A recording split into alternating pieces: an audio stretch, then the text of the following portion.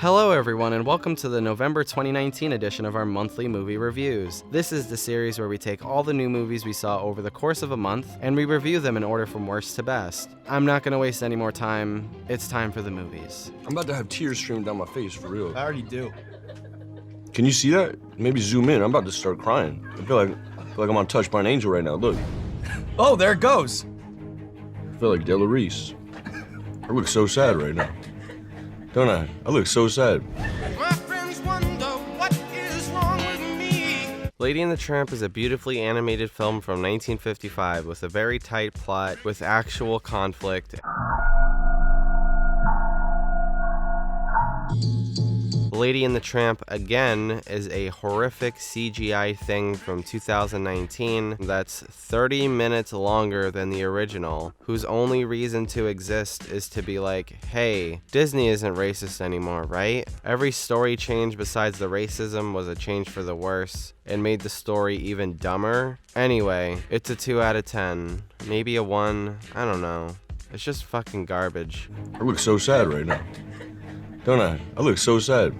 My friends wonder what is wrong with me. Charlie's Angels is bad. The story is bad, the performances are bad, I deadass wanted to leave. The action is horrendous, and it is not as fun as the films from way back when. This movie takes itself way too seriously. Even though I would take Jasmine from Aladdin on a nice, respectful date and ask for her hand, she's so beautiful. 3 out of 10 movie though. I look so sad right now. Don't I? I look so sad. My friends wonder what is wrong with me. Noelle is one of the first Disney Plus original movies, and Noelle is pretty terrible. This film is shot like dog shit, honestly. The camera in this feature film about the wonders of Christmas is used like it's an episode of 2.5 Men. This movie looks like ass. The CGI looks terrible. Some of the casting is questionable. Overall, it's a pretty big waste of time. The only saving graces of my experience was watching Anna Kendrick and Shirley MacLaine have fun, and the Christmas movie ideas I came up with. That's what happens when you watch a dull movie. Your mind wanders. And I'm giving Noelle a 3 out of 10. I look so sad right now. Don't I? I look so sad. My friends wonder what is wrong with me. Last Christmas is a generic chick flick, if that makes sense. This movie is predictable, and the movie does not do anything new. The big twist at the end could be seen coming from a mile away. It's not a good time, despite some quality Christmas joy in the movie. Whatever. 3 out of 10. Last Christmas is the latest film from Paul Feig. Like Noelle, this film is carried by its female leads. In this case, it's Emma Thompson and Emilia Clarke, who are wonderful in the movie and they look like they're having a great time. But things feel underdeveloped. The twist is terrible. Serenity terrible. The only thing really separating itself from Noelle is that it has better production quality and it actually kind of looks like a film that plays in a movie theater. What a high bar, am I right? And I'm giving Last Christmas a 4 out of 10. I look so sad right now. Don't I? I look so sad. My friends wonder what is wrong with me. I honestly forgot I saw Terminator Dark Fate. The opening shot reminded me of Terminator Genesis for a minute, but overall the effects were just fine. The actress who plays Danny was really bad, and the story is kind of all over the place, but the movie itself is okay. Watch it if you want to see the continuation of the Terminator story, but otherwise if you skipped it, that would be fine too. YOLO. A 5 out of 10. Terminator Dark Fate is the sophomore film from Tim Miller, the director of Deadpool. It's also the third Terminator 3, the third one, and this one might be the most coherent? I don't know. I haven't seen Rise of the Machines in a long time, but all 3 Terminator 3s follow the same formula from Terminator 2 and add their own special spice of stupid that is sprinkled over their respective movies. Some of the action scenes in this film are entertaining, but it doesn't really do much for me. This film has some interesting concepts like Mackenzie Davis's character being a human-machine hybrid who needs medicine after exerting a certain amount of energy, but maybe the cool ideas this film had didn't need to be in a Terminator movie. This franchise needs to stop. I don't have a whole lot to say about this film right now, or probably ever. I just don't see the point of doing Terminator 3 for a third time when you could just make a movie about what happens after Terminator 3, like during the actual war. Oh wait, they tried that. I'm giving Terminator Dark Fate a 5 out of 10. I look so sad right now. Don't I? I look so sad. My friends wonder what is wrong with me. Frozen 2 is fucking boring. This movie feels like fan service, not a continuation of the Frozen story. It feels like a product used to make people remember Frozen and why they love the first one so much. It even has a moment in it when all the main characters are about to go on an adventure, and someone mentions how they are back together again as a group to go on the adventure. These characters did one thing together and they are acting like they have this entire history with each other. Fucking stupid. The songs are not memorable in the slightest. I can't even tell you what this movie's quote "Let It Go" was.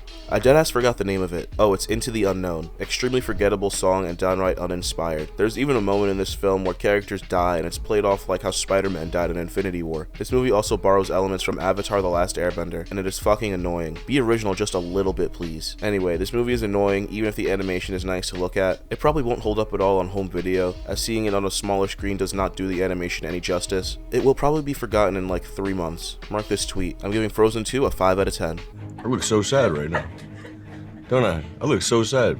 My friends wonder what is wrong with me. Motherless Brooklyn is the sophomore film from Edward Norton. The film overall is very underwhelming. The plot for the most part is tired, almost derivative, and at certain points very predictable. Not in a good way either. Predictability is fine when the film offers you more to chew on than just the twist, but this film for me didn't do that. When the film ended, I was like, oh, that's it? Okay. Also, the visual aesthetic didn't really work for me because the texture of the image is so clean that almost none of the environment looks authentic. I don't know if that was intentional, but whatever it was, it works against this film very heavily for me. Edward Norton and the rest of the cast does a fine job, but with Norton's performance specifically, it's really hard to judge because of his character's condition. He made a point in the film not to have us take it seriously. The self-awareness employed made it something I can appreciate and made it easier to digest in a critical way, but overall, I don't see myself revisiting this film and it didn't affect me in any way, and I'm giving Motherless Brooklyn a 5 out of 10.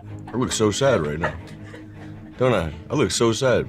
My friends wonder what is wrong with me. Honey Boy is a biopic about the relationship between Shia LaBeouf and his father. It's written by Shia LaBeouf and starring Shia LaBeouf as Shia LaBeouf's father. Although this film brings a lot of clarity to the PR nightmare that has been most of Shia LaBeouf's adult life, I did not find this film to be as compelling as everyone has been saying it is. It's definitely vulnerable, it's well acted, but I don't think it was directed really well. Besides the first shot you see in the trailer and its counterpart later in the film, nothing about the direction really pierced me in an emotional way like other films in this video we'll talk about. The handheld and the way it's employed really distracted me from almost every scene in the movie. It felt like just the first obvious visual choice for this film, but it didn't work for me in the way that it's used. The movie also just kind of ends, like it was beginning to build to something important, but then something that's supposed to be significant happens, but there wasn't enough time for it to breathe or to build for it to be emotionally impactful as the film wanted it to be. But like I said, it was well acted. Lucas Hedges was actually good in this film. His Shia LaBeouf voice was spot on. Noah Jupe,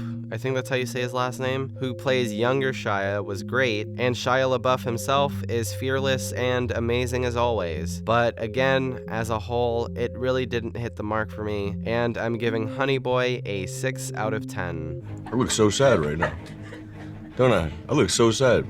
My friends wonder what is wrong with me. Queen and Slim broke me emotionally. This movie is so beautifully shot and edited, and I left my theater in tears after what I had just seen. It just sucks that the writing for this movie is so fucking stupid. These two characters are on the run the entire film, but hey, let's stop somewhere and get drunk and dance. Hey, let's stop somewhere and fucking ride a horse. Hey, let's jump out a 2-story window and not expect to break anything in our bodies right after Queen says not to do anything stupid literally 2 seconds before this happens. Ugh.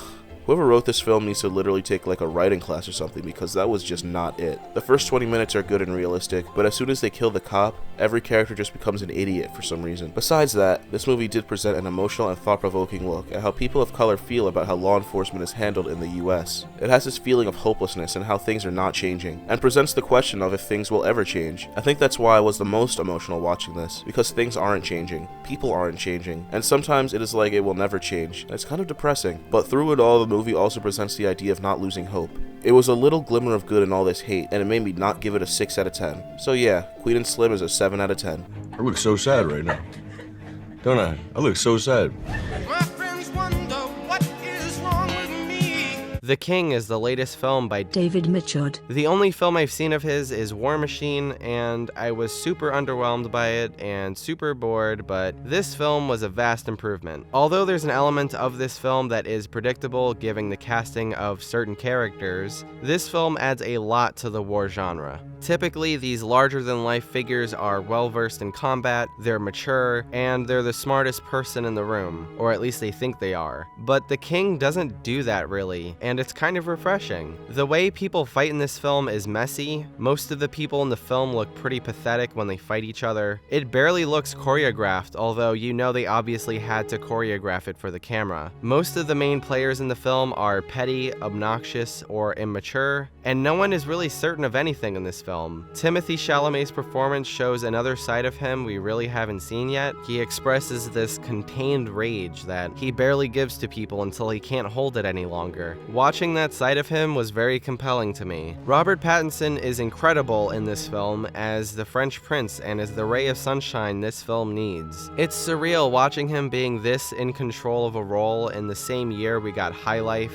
and The Lighthouse. He's so good in this movie. Also, the cinematography is great. There are really wonderful visual moments in the film. One that comes to mind is Timothée Chalamet staring at a castle he has under siege during the night as waves of fireballs shoot over him, providing the light for the scene. But the color correction, on the other hand, feels very Netflix. If you've seen one or two Netflix original series or films, you'll know exactly what I'm talking about. It's kind of annoying. Like almost every original content on this platform is trying to be like House of Cards, and I get it. David Fincher things look really pretty, but let's move on. Let's create a new aesthetic, please. Overall, I like The King a lot, but the film is far from perfect, and I'm giving The King a 7 out of 10. I look so sad right now.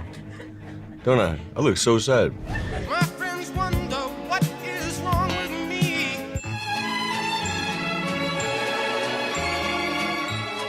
Ford v Ferrari, Dawn of Vroom Vroom is the 11th film by James Mangold. Copland was kind of forgettable, still have yet to see Girl Interrupted, or Kate and Leopold, or Identity, or Walk the Line, or 310 to Yuma. I know, I'm 22, I'm gonna see everything in existence soon, I promise. Ford v Ferrari is my 5th most anticipated film of the year. After I saw the trailer many times when I went to the movies this year, it very much underwhelmed me. I was not excited because it seemed to me that the trailer showed almost the entire movie, which in many ways is true, but it didn't reveal what the film is actually about, which is pretty interesting. A film about how evil marketing is sure did have some terrible marketing. Christian Bale and Matt Damon work well together. Christian Bale specifically steals the movie, and he's wonderful in every scene he's in. It's very rare that we get movies where he's speaking in his regular voice, and it was wonderful just watching him play around. I had a smile on my face every time he was on screen. The racing scenes were pretty great. I mean, they would have to be great, or else the movie would kind of like fall apart because it's a movie about racing, but I loved how the camera spent pretty much half the time on Bale's car so we can actually feel the speed, instead of having the camera mostly super far away on the longest possible lenses. Sorry, Rush, you just didn't do it for me. It's very much a dad movie, so if you know any human males who have done fertilization with human females and a baby was created, I think they would enjoy this film, and I'm giving Ford v Ferrari an 8 out of 10. Ford v Ferrari? More like a good movie all around. This movie is like The Fast and Furious, but for smart people. Christian Bale? What is this, Helen Keller? Christian Bale brings it to 100, and I love him in this. The cast is great, and the performances are great. The ending is super sad, and I think my only gripe with this movie is that it drags on for a long while. And by the time you get to the big race, you feel like you could have skipped a lot of what had happened previously. It's too long, and it does at times feel boring, but that doesn't stop it from being an overall enjoyable experience. I recommend you see it for yourself if you want to smile. I'm giving Ford v Ferrari a 7 out of 10. I look so sad right now. Don't I? I look so sad. My friends wonder what is wrong with me. Beautiful Day in the Neighborhood is the latest film by Marielle Heller, who directed Can You Forgive Me from last year. This film is also a biopic, but instead of being about largely unknown writer Lee Israel, this film is about Mr. Rogers. This film is difficult to judge just based on its subject matter and the fact that Tom Hanks is playing Mr. Rogers. It's almost unfair for the audience because there's no way this film is not going to make you cry. Like, the first scene with Mr. Rogers outside of him being on the show is him spending time with a Make-A-Wish kid kid, and it's just like, fuck, you know? It's unfair. Tom Hanks' slow delivery is the vocal equivalent of a hug, and like I said, it's incredibly unfair. The scene where Mr. Rogers and the main character have lunch is unfair. Every scene is basically unfair. If you decide to watch this film, you're basically walking into an emotional ambush. My main gripes with the film is that Matthew Rhys's character's arc is almost too simple, and you can telegraph its trajectory almost instantly. But everyone in front of the camera elevates the material. Also, I found using the set from the show as establishing shots to be really unique and really cute, and adds to the overwhelming feeling that this film is so unfair. Although I don't think this is as good as Won't You Be My Neighbor, it's still worthy of your time, and I'm giving Beautiful Day in the Neighborhood a 7 out of 10. A Beautiful Day in the Neighborhood? More like Tears the movie. When I tell you I was crying from the opening fucking sequence, oh my god. This movie had me in the deadest of tears. This movie is so pure and good-hearted, just like Fred Rogers himself. I want all of you to see it. I don't want to talk about much, other than I can relate to a lot of the characters when it comes to problems, and I feel like everyone can. Please check it out when it's available to stream. Watch it alone just in case you don't want to cry in front of a bunch of people. A nice 8 out of 10. I look so sad right now. Don't I? I look so sad. My friends wonder what is wrong with me.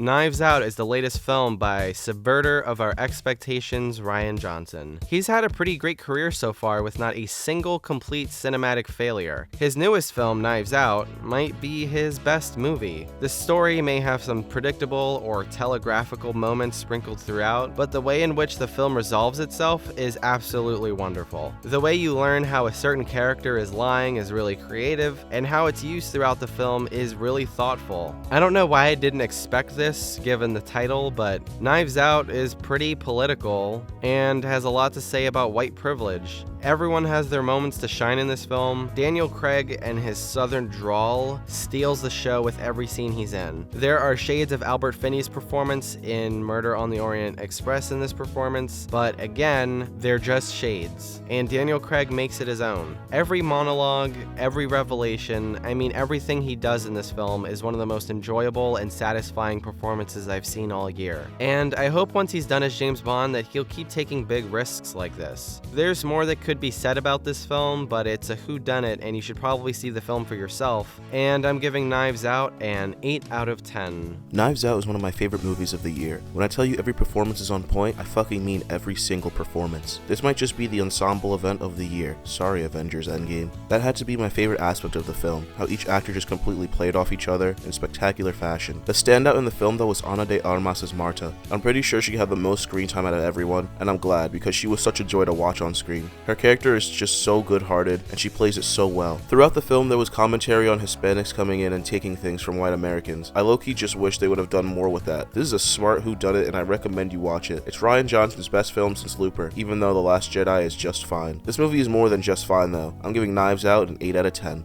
I look so sad right now. Don't I? I look so sad. My friends wonder what is wrong with me. So, I'm pretty sure that Dr. Sleep is my favorite movie of the year so far. I've seen it twice and I really do love this movie. In a sense, it is kind of like Rogue One in that it relies too heavily on the past at times, but it has a much better story and developed characters that make it a worthy successor to The Shining. It has a super disturbing commentary on kidnapping and abduction that made me visually cringe in my seat. It was great. I think if you want to watch this, rewatch The Shining first and then go straight to this. The end is kind of wild, but the film altogether is great and very well made. Check it out. I'm giving Dr. Sleep an 8 out of 10. I look so sad right now. Don't I? I look so sad. My friends wonder what is wrong with me. They're using this new technology, these cameras, to make these guys younger. So Bob, is playing a guy who's younger than me. Wow, really? And I play his boss. Oh, And wow. so, What's that like to play his boss? It's wild, man. Like,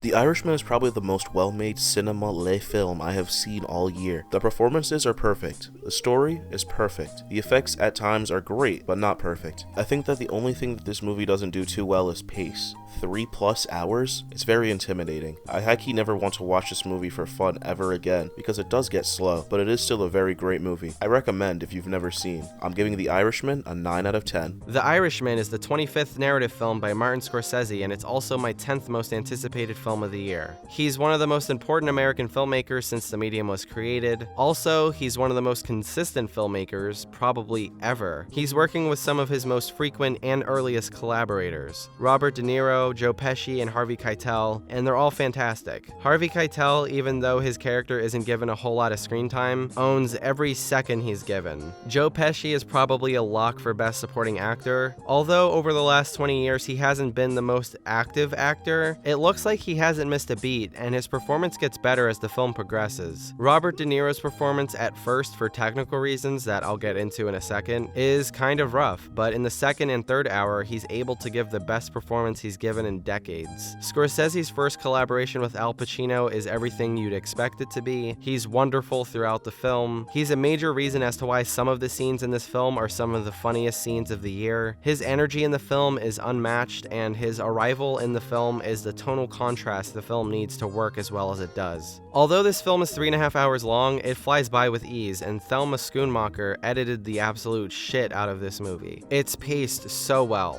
It has some jump cuts that would have been prevalent in her earliest collaborations with Scorsese, and they still work. There are 2 or 3 moments where the lines are out of sync, but older filmmakers don't care about continuity as much for some reason. As you saw from my thoughts in the most anticipated list video, I was most worried about the de-aging effects. And at first, my worries really became a reality. It looked super weird, especially on De Niro. Joe Pesci's work didn't look great, but sometimes it worked. And when Al Pacino wasn't slouching like the 79-year-old man that he is, his de-aging looked the best out of everyone. And because the de-aging isn't consistent, the first hour is the weakest aspect of the film, especially when the actors have to do physical things like move quickly and beat somebody up. But as the film goes on into the second and third hour, the transition from young to old is completely seamless and becomes one of Martin Scorsese's most important films. The cinematic flourishes you've come to expect from his films like Wolf of Wall Street, Goodfellas, Raging Bull, etc. barely exist in this film. It's a mostly bare-bones approach, and by the end of the film, it kind of hits you like a truck. My father, my father, my father's my father, my father, my father, my father, my father, my father, my father, my father, my father's my father, my father, my father, my father, my father, who never watches a movie more than once, said, "I would watch this movie again." And I feel like that's a pretty good endorsement, to be honest. That's all I'm gonna say for now, because if you haven't seen the film, what are you waiting for? Find 3.5 hours, plus 2 more hours to contemplate your life, and watch the fucking movie already. And I'm giving The Irishman a 6 out of 10. Sorry, I watched too many 6 out of 10s. It's actually an 8 out of 10. I look so sad right now. Don't I? I look so sad. My friends wonder what is wrong with me. God damn. What a movie. Noah Baumbach is a filmmaker that keeps getting better as time goes on. I've yet to see Squid and the Whale and Margot at the Wedding, but Marriage Story is above and beyond anything I've ever seen him do. It's a film I saw twice in 2 days, and I've thought about it every day since. The new visual aesthetic he crafted in the Meyerowitz stories is carried over into this film with his new DP, Robbie Ryan. Randy Newman's score is great, but I feel like sometimes it was used at the wrong time, like when Scarlett Johansson cries by herself in the beginning of the film. But other than that, this film is wonderful. The writing is so rich and musical. The structure of the film plays with your sense of empathy as an audience member. I genuinely felt frustrated for the characters, and my blood was boiling many times throughout. It makes most films seem poorly written, poorly thought out, and underdeveloped in comparison. And that's because they are. Alan Alda, Ray Liotta, and Laura Dern all kick ass in this movie, but Adam Driver and Scarlett Johansson's performances are as good as the awards they're being nominated for suggest they are. Scarlett Johansson this year became my favorite movie mom of the year in Jojo Rabbit, but in this film she shows more dimensions that I don't remember seeing her show before. She does have some of the warmth and quiet resolve she brings to most of her roles, but her rage and desperation in this part is so well done. Like, to me, when she gets pissed off in this film, I feel like she gets even more pissed off because she's pissed off. Like when you're tired of being tired. It's really something. Adam Driver gives one of my favorite performances of the year. I was so sucked into his performance. And usually when I'm watching a movie, my eyes dart all over the frame looking for things to appreciate, while also paying attention to the performances, but whenever he was on screen, my eyes never left his eyes. There are moments he has in this film that are inconceivable to me, especially knowing that they rehearsed pretty much every moment of this film dozens of times. But one thing I want to talk about is the screaming match scene that film Twitter won't shut up about. People keep having an opinion on this scene when they haven't seen the movie, and it's actually insane to me. What brings them here and how they got here emotionally is what makes it work. You can listen to one song off of an album and be like, wow, that song is amazing, without the context of the album.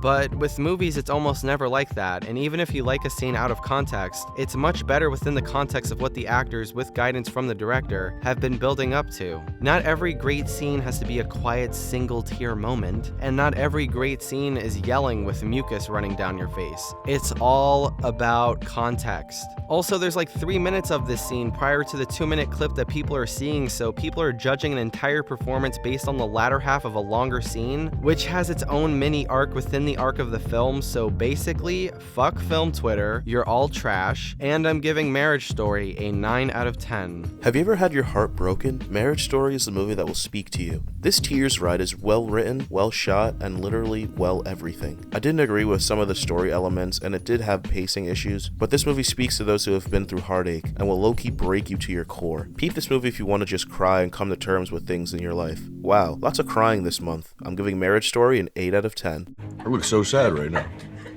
Don't I? I look so sad. My friends wonder what is wrong with me. Waves is the third film from Trey Edward Schultz, the director of Krisha and It Comes at Night. I haven't seen Krisha yet, but I plan to, and It Comes at Night was one of my favorite films of 2017. Waves is incredible. I was legitimately speechless for the rest of the night when I saw this film. Every year has the emotional family drama that makes you want to call your parents and tell them you love them, and this one is it. The film is raw and powerful, but it does it in a way you don't expect. It has a very specific structure narratively, tonally, and aesthetically that at first it's very jarring, but I think it's in a good way. The film is structured a lot like Full Metal Jacket, and if you've seen it once, somewhere in your opinion about the film is probably the statement that The first half is better than the second. But if you've seen it more than once like me, I hope, like me, you discovered that the second half is just as, if not more, important than the first. The whole point of the first half is to prepare you for this scene at the end. And although Waves has a similar structure, it doesn't use it in the same way at all. If you're familiar with Trey Edward Schultz's aesthetic, then you know that he likes to tell his stories very subjectively, rarely if ever leaving the point of view of one character. In this film he does the same thing, but in the context of a family drama, with all of these relationships, it shows how powerful subjectivity can really be. When information is revealed by two different people in the same scene, you wonder if the person you're following is reliable or on the right side of the argument. And then you think about situations in your life where these scenes apply, whether they apply to you or people you know, and the fact that we live our lives subjectively makes the way this film is told so powerful. As far as how the film is told, I'm gonna leave it at that because I really need you to experience it for yourself. The performances, however, are absolutely breathtaking. Calvin Harrison Jr. shows this fragile dichotomy of tenderness and aggression. Alexa Demi is just as great as she was in Euphoria, if not better. There isn't a false note in Renee Elise Goldsberry's performance. Lucas Hedges gives the best performance of his career so far in this film, and the scenes he has with Harmony Korine are heartbreaking and magical. Yes, Harmony Korine, director of Spring Breakers, is in this film, and he's incredible. I know this year's race for Best Supporting Actor is already stacked, unlike any year I can remember, but it's kind of upsetting that Sterling K. Brown's performance in this film is being severely overlooked. There's not much to be said about it that will honestly do it justice. I've been trying to write something that describes my feelings towards this performance, but nothing quantifiable is coming out. And last but not least, Taylor Russell's transformation is a sight to behold. It was so enjoyable and beautiful and important, and I can't wait to see what she does next. The scene she has with Sterling K. Brown is a chef's kiss. It's incredible. It's amazing. It knocks you out. It really does. The needle drops in this film are surprising, purposeful, and in one instance, being the last song that's played before the film ends, is so fucking unfair. The cinematography is gorgeous gorgeous, precise, and in some instances mind-blowing. I mean, you already know if I'm praising a film this much that technically, sonically, and visually, you're gonna experience something special. But what I didn't expect is to feel like I needed to do what the film was telling me to do. Usually, filmmakers are trying to tell you something through their work, and for me, the way this film made connections between the characters, reincorporation, actions and consequences, it revealed a lot of things to me that I knew, but you know that sometimes it's important to hear certain things again. And other stuff I'm gonna keep to myself because it was my experience, and I want you to have your own relationship with this film. I've seen Waves twice, and I plan on seeing it so many times in the future.